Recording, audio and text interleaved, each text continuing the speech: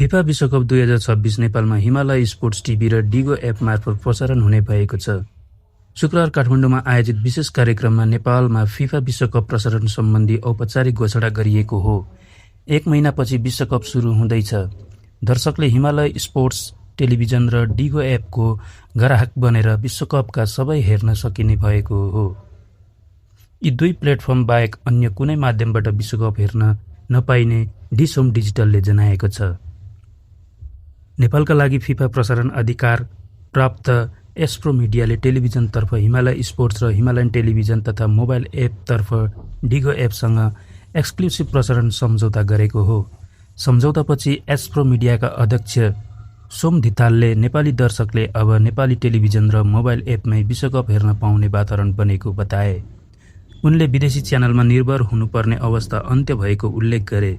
शुक्रबार नै हिमालयन टेलिभिजनको खेलकुद विशेष च्यानल हिमालयन स्पोर्ट्सको औपचारिक शुभारम्भ पनि गरिएको छ। हिमालय टेलिभिजन नेटवर्कका अध्यक्ष धर्मराज भुषाल, कार्यकारी निर्देशक श्याम कडेल तथा हिमालय स्पोर्ट्सका प्रमुख कार्यकारी अधिकृत सुरत गिरीले च्यानलको उद्घाटन गरेका थिए। कार्यक्रममा अध्यक्ष भुषालले हिमालयन टेलिभिजनले सब्सक्रिप्सन मोडल मार्फत विश्वस्तरीय कन्टेन्ट नेपालमा प्रसारण गर्ने नयाँ अध्याय सुरु गरेको बताए। फिफा विश्वकप हेर्न दर्शकले टेलिभिजनमा हिमालयन स्पोर्ट्स च्यानल सब्सक्राइब गर्नुपर्नेछ। टेलिभिजनमा विश्वकप हेर्न प्रति सेट अप बक्स 999 रुपियाँ करसहित शुल्क लाग्नेछ।